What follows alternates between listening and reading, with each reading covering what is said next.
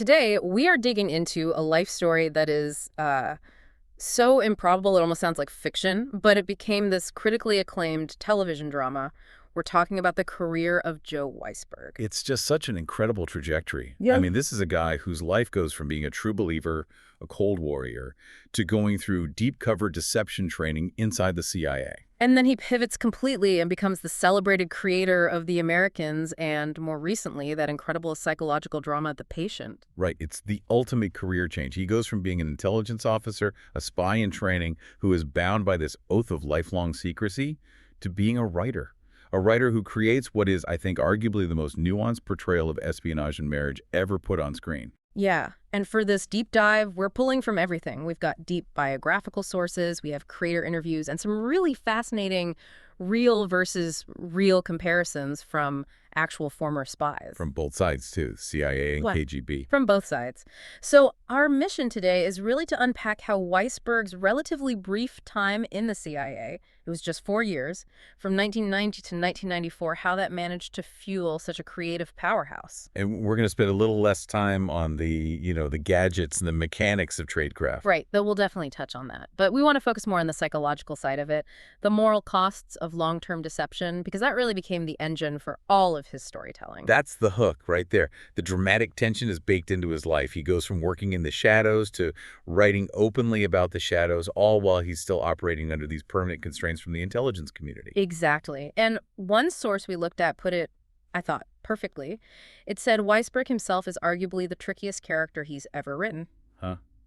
That's good. It is, because his whole body of work is this sustained exploration of that conflict between ideological loyalty, which is what drove him to join the agency in the first place, and then the search for a kind of personal truth, which, ultimately became his great subject. So we have to understand those constraints, like the mandatory CIA review board. We do, and we have to see how that forced him to make these really profound creative choices, like the big one, making the KGB sleeper agents, the Jennings, the empathetic heroes of the Americans. That was just revolutionary. Okay, so let's unpack that journey. It has to start with how a Yale-educated student of Soviet history even gets into the agency. And his path was, well, it was surprisingly analog. It was. It feels almost quaint today. He applied, as you said, the old-fashioned way. It means what exactly? I mean, it was this monumental effort that shows you how serious he was. He didn't have family connections. There was no prearranged path. He literally looked up the CIA in the phone book. In the phone book. You can't even imagine doing that now. No. And he sends in what ended up being this massive 100-page application detailing his entire life, his background. This wasn't a whim. This was a deeply felt ideological commitment. So what was that ideology? What convinced him in 1990 to join that fight? Well, he'd studied Soviet and Russian history very intensely at Yale, and he saw the world through a pretty clear lens at the time. He was a genuine Cold Warrior. A true believer. A true believer. He completely agreed with Ronald Reagan's assessment of the Soviet Union as the evil empire. His motivation was, this pure, youthful, ideological certainty. He wanted to do his part to fight it. And he joined the clandestine service, right? The Directorate of Operations. Yeah, the DO, the people who actually run the spies. He went in there believing he was on the good side, fighting this existential evil. And this is where we get that incredible, almost prophetic story from the very beginning of his career. During his security clearance. It's the perfect scene. It sets up his entire future. He's in the middle of this grueling security clearance polygraph, hooked up to the machine. Right. And the examiner asks him a question that, in context, is just absurd. He says, "Are you joining the CIA in order to gain expertise on espionage so that you can write about it later?" Wow. And Weisberg insists that the idea had genuinely never, ever occurred to him until that exact moment. But that one question, from the very institution he's trying to join, it just planted this prophetic seed that ended up defining his whole future. It's like the CIA accidentally pointed him toward his real calling. It's exactly like that, even as he was trying to commit his life to them. So he gets in. He spends 4 years inside, from 90 to 94. And crucially, a lot of that time is spent in training, What did that actually look like? It was this high-tempo, very high-stakes preparation for a life of clandestine work. His training was really multifaceted. On one hand, you have the paramilitary drills. Which he's famously described as outward bound with guns. Right, so, running around, maneuvering, learning to throw grenades, riding in helicopters, handling weapons, all the tactical stuff. But then on the operational side, he did Spanish language training. He worked on an actual covert program in the Latin America division. And he did this short rotational stints in 3 different geographic divisions. Including the Soviet division. Including the Soviet East European division and parts of the Near East division, like the Afghan task force. So he was learning how to run agents, how to handle real-world intelligence, even though he was still stateside. And the stakes were clear from day one. There's that amazing story about his very first day in the operations center. Yes, talk about being thrown in the deep end. He had just arrived at the Ops Center, which is this highly secured hub where they monitor global crises 247. Right, the nerve center. Exactly. And he accidentally picks up his boss's phone. And the voice on the other end is none other than the DCI, the Director of Central Intelligence. Head of the entire agency on your first day. On his first day, and with every experienced officer in the room just staring at him, Weisberg, the raw trainee, has to immediately give a briefing on this unfolding crisis in the Caucasus. That's terrifying. Can you imagine? He had to synthesize this high-level intelligence on the fly for the most powerful person in the building. He says that after that experience, he learned very, very quickly how to use the internal phone system properly. I bet. But as you said before, the operational pressure, that was almost secondary to the psychological cost. Yeah. And that started right away. This is the absolute core takeaway from his time there. The main requirement of his job was deception, constant deception.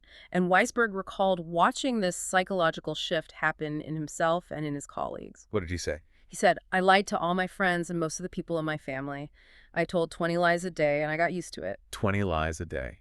It was hard for about 2 weeks. Then it got easy. I watched it happen to all of us. That is it's deeply chilling.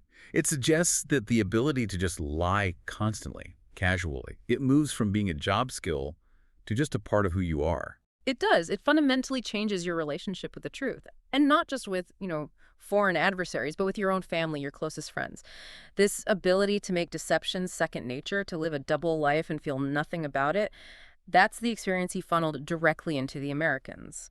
The cost of that internal split became his true subject. Exactly. Far more than any specific piece of intelligence he ever handled. Okay, so if the ideological commitment was so strong and the training was so intense, why did he leave? He left before his first overseas post. Right. The official reason, or the context, was that he took a leave in 1993 to care for his ailing father, who later passed away. So that gave him a practical reason to step away. But that wasn't the whole story. No. The reason he left the profession entirely was this deep ideological disillusionment. He stated it very plainly. He said, having seen how they did what they do, I lost a belief in it and no longer wanted to do that job. So that black and white worldview just crumbled. It did. That youthful vision of the righteous cause, the idea that the CIA was this unblemished defender of freedom, it was just eroded by the complex, messy, and sometimes ethically murky realities he saw in training. And then comes this incredibly difficult coming out process. The years where he couldn't even tell his friends what he'd been doing. And this part is so crucial to understanding the psychological residue of that job. For years after leaving, he kept his former work a complete secret from everyone outside his immediate family. So how did he finally tell people? Well, when he finally started revealing his past to his close friends, he described it as a weird and painful process. He basically had to confess to people he loved that he had been lying to them for years. He had to rebuild all that trust. Piece by piece. It just underscores how isolating that job is. The secrecy doesn't end when you hand in your badge. The lie becomes part of your relationship history. In that isolation, that need for some kind of personal truth, that had to find its way onto the page eventually. How long did it take for him to go from being a former spy to actually writing about spies? It took about a decade. At first, he was worried that writing about the intelligence world would be a kind of betrayal of his former colleagues or a breach of that trust they shared. But he got over it. That view eventually softened, yeah. And his first major effort was the 2008 novel An Ordinary Spy. And in interviews, he connected his own departure directly to the protagonist of that book, saying he left the CIA for similar reasons. He felt he lacked the necessary ruthlessness for espionage. He wasn't cold enough for the job. That's what he said. But the novel, it did not land well with his former employer. The institutional backlash was not subtle. It was incredibly hostile. Hostile's putting it lightly, from what I've read. Oh, yeah. Studies in Intelligence, which is the CIA's own, highly respected internal journal, published a review of An Ordinary Spy that it savaged him. What do they say? They branded it a nasty and poorly executed look at our world. It was a full-throated institutional condemnation. So they weren't just saying he got details wrong. They were attacking him personally. They went deeper. They attacked his insight, not just his classification integrity. They argued that because he never deployed overseas, because he was mostly in training, his experience didn't give him enough depth to understand intelligence or, for that matter, the human condition. Wow. So they basically dismissed his insights as just the sour grapes of a failed spy. Precisely. And then they attacked his originality. They claimed his whole philosophical view that espionage accomplishes nothing and ruins lives was just an old, tired cliche. The John le Carré argument. Exactly. They said Le Carré already covered that ground perfectly 45 years earlier in The Spy Who Came In From the Cold. The message was clear. Stay in your lane. You don't have the experience to comment on our world. That kind of rejection must have really pushed him toward television and a different kind of storytelling. It absolutely forced a pivot. That critique, I think, helped shift his focus away from operational failures, where his knowledge was, admittedly limited, and toward the interpersonal drama, the psychological toll. Where his own experience was strongest. Right. Where his authentic observations about family life and deception were undeniable. He couldn't be Le Carré, so he had to become something else. The writer exploring the cost of a double life on a marriage. But no matter what he writes, he's still bound by this permanent, lifelong constraint. The Pre-Publication Classification Review Board, the PCRB. That's right. Under the secrecy agreement he signed, Weisberg has to submit every single script, every novel, every piece of intelligence-related material he writes to the PCRB before it can be filmed or published. And that applies even to fiction. Even to fiction. Their goal is to prevent the disclosure of classified information, or even unclassified details that, when you put them all together, could reveal something sensitive. They call it the mosaic effect. The mosaic effect, Yeah. right? So one little detail might be harmless, but 100 little details could give an adversary a full picture of an operation. That's the key worry. Things like specific communication protocols, the layout of a facility, that kind of thing. So practically speaking, what kind of stuff did Weisberg learn to avoid when he was writing The Americans to keep that review process smooth? Well, he's become an expert at self-censorship, really, at finding workarounds. He said that anything about cover is extraordinarily sensitive to the agency. So how they build fake identities, how they move money. Exactly. How funding is transferred for covert programs, the names of classified locations. So what he does is he uses generalized tradecraft principles, like the concept of a dead drop, but he avoids the specific current methods used today. So by setting the show in the 80s, he's using historically accurate but functionally obsolete methods. Precisely. It creates enough distance from current practice that he can depict the world without jeopardizing national security. And he says the process is very smooth now because he's learned what kind of things bother them. It's a cooperative process, in a weird way. It is. The CIA gets to vet the material, and Weisberg gets a legal safe harbor from prosecution. It gives him the freedom to keep telling his stories just within those boundaries. Okay, let's turn to the show that really defined all of this for him, The Americans. The spark for it was actually very modern, even though the show is a period piece. It was. The immediate catalyst was that huge news story in 2010. The arrest and the exchange of those 10 Russian sleeper agents, the illegals. Anna Chapman. Right, including the infamous Anna Chapman. These were people who had been living deep cover, assimilated lives in American suburbia for years. So producers approached Weisberg about developing a series based on that idea. But he knew right away that a modern-day show about Russian spies wouldn't really work. Why was that? Because in 2010, the stakes just felt so low. Russia wasn't widely seen as this serious existential threat anymore. The public reaction to those 10 spies was, a little bit of shock, but mostly amusement. It was a curiosity. It was.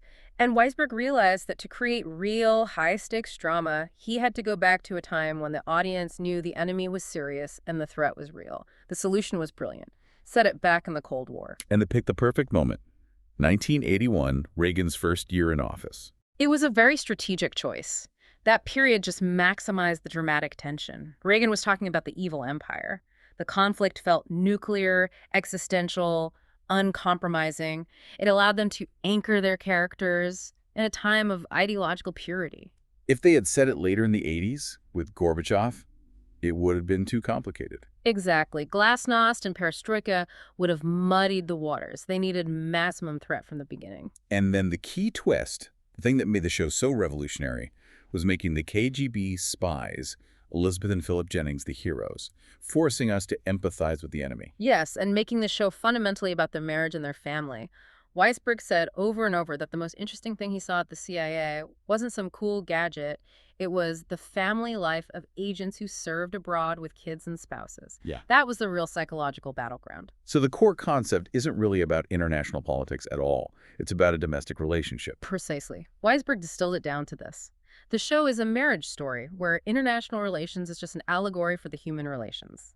That's great. The duality of their lives, the tension between running a travel agency and simultaneously committing murder or espionage, that was the novel idea. And that duality created this profound psychological drama, especially with their American-born kids, Paige and Henry. Oh, absolutely. The whole show centered on that crucial moment of the talk.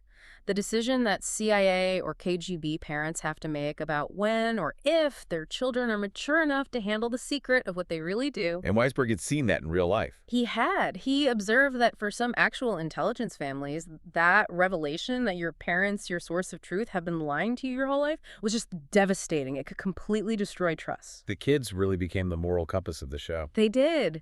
And that moral exploration was allowed to happen because of the incredible creative support the creators got from the network, FX. I mean, The Americans was never a ratings giant. It was a boutique cable drama.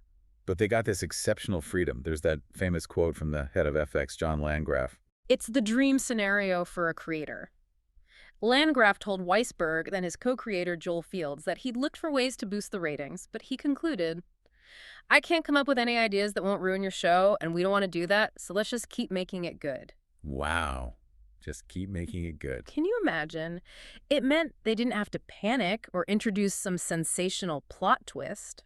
They were able to treat the show like a complex, slow-burn novel and let those psychological arcs unfold naturally over 6 seasons. Okay, let's shift a little bit to the authenticity of the tradecraft. Weisberg's CIA experience clearly provided the grounding for the operational side of things. It did. And we know he and Joel Fields were meticulous planners. They worked from a master document since the 2nd season. They knew the ending of the series when they were planning season 5. That planning was key.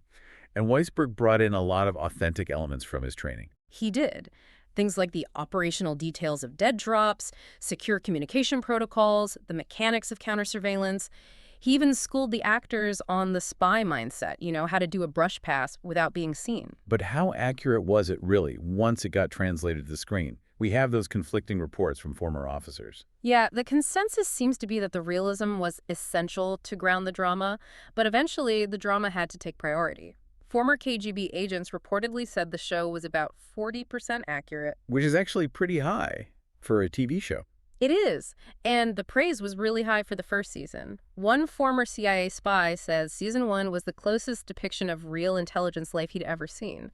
But he said after that, it inevitably got Hollywoodized. So let's break down that Hollywoodization. What was the biggest point of divergence from reality? It really boils down to the strategic purpose of an illegal or a sleeper agent. The consensus among professionals is that real deep cover agents are meant to maintain an extremely low profile. They're supposed to blend in. Exactly. Their mission is assimilation, collecting subtle, long-term intelligence, and basically waiting for a major conflict, like a war, when official channels break down. They are explicitly not supposed to be running around assassinating people. But Philip and Elizabeth are constantly killing, seducing, and getting into fights. That's the divergence. That's the huge divergence. And Weisberg was open about this. He said a show about sleeper agents waiting for WWIEE to start while running a travel agency wouldn't have been very interesting. Fair enough. So for drama, they repeatedly combine the roles of the sleeper agent and the assassin. And in real intelligence circles, that's considered a strategically foolish idea. Every high-risk operation just drastically increases your chance of getting caught. Okay, what about the disguises, the famous wigs? They became this iconic, sometimes almost campy part of the show. Were they authentic? The wigs were essential for the show's visual identity, but former CIA officers said the on-screen disguises were too well put on. What does that mean? Too well put on. It means that in reality, an officer is probably applying that disguise by themselves, in a cramped car, under a ton of pressure, and they're just constantly worried about mechanical failure. Like their mustache peeling off. Exactly. The quick, clean, and often stylish transformations on screen, that was pure Hollywood.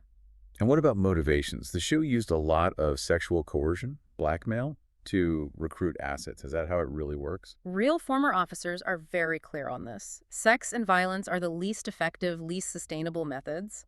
As one officer put it, blackmailing people is generally not a good way to build a good relationship with someone, especially if you need them to do something dangerous for you long term. So if coercion isn't the key, what are the real motivators? Well, the real motives usually fall under the MCE acronym. It's standard tradecraft: money, ideology, coercion, and ego.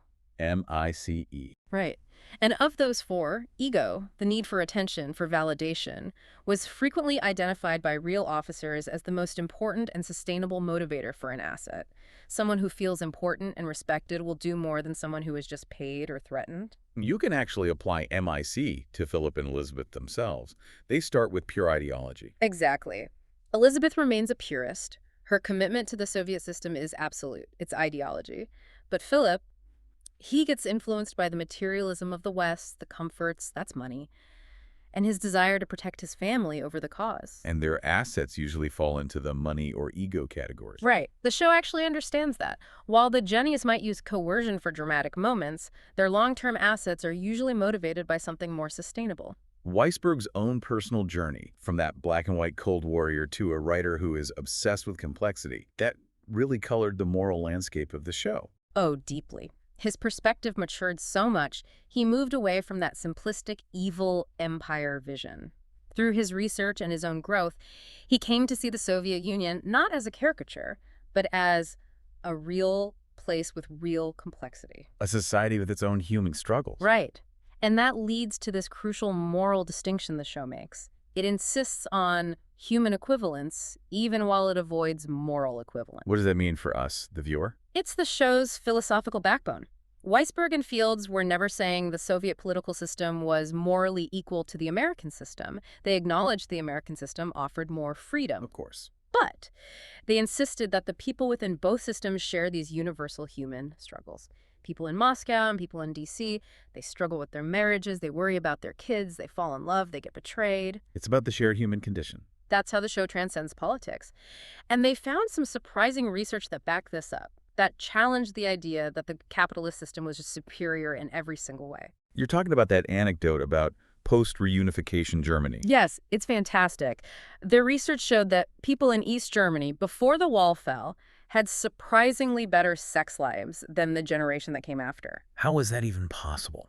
Well, they found that while the next generation had all these amazing professional opportunities in the new capitalist economy, they were completely exhausted. They were working these demanding jobs, chasing ambition. Too tired for their spouses. Exactly.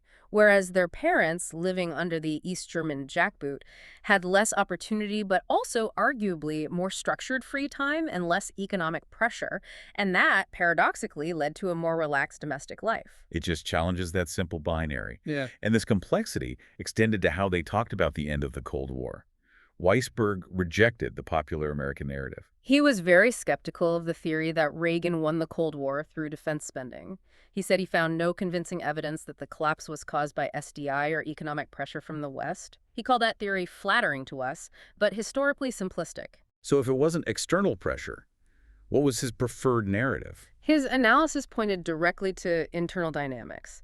He believed the collapse was caused by Mikhail Gorbachev coming to power and trying to reform the system. Glasnost and perestroika. Right. Introducing openness and restructuring created contradictions the system just couldn't handle. Society opened up, nationalist sentiments boiled over, and the economy started to crumble as it tried to change. And his co-showrunner, Joel Fields, had a much lighter theory. The perfect pop culture counter-narrative. Field's theory was that the collapse was due to Aaron Spelling and the VCR. The power of 80s soap operas. Exactly. The idea that bootleg tapes of shows like Dynasty and Dallas were being passed around the Soviet sphere, and seeing that opulence, the fashion, the choices, it made the gray reality of the Soviet system impossible to tolerate anymore. It was a cultural erosion. A cultural erosion. And it's brilliant that they considered both the high-level geopolitics and those subtle cultural shifts. When the Americans debuted in 2013, it was supposed to be historical fiction, a closed chapter. But then the unexpected relevance of it all must have been jarring. It was startling timing. Yeah. The show went from being this 80s nostalgia piece to being frighteningly current, resonant almost overnight. Nobody predicted Edward Snowden would flee to Russia or that Russia would suddenly dominate headlines again with Crimea, Ukraine. The real world caught up to their fiction. It did. And this new relevance actually became a creative frustration for Weisberg. He lamented the timing. He joked that Russia was supposed to be this nice, friendly country, and now they're acting crazy again. It's not helping. He said, it's screwing everything up. Because it undermined the idea of showing how this old enemy had become just another complex nation. Exactly. But ultimately, the show found its way back to its personal core in the final season. The conflict became internal again. It circled back to the marriage. The whole theme of the final season is about commitment to an individual over the promises of an ideology. Gorbachev's reforms become this existential threat to Philip and Elizabeth's entire belief system, and they're forced to confront the failure of the cause they sacrificed everything for.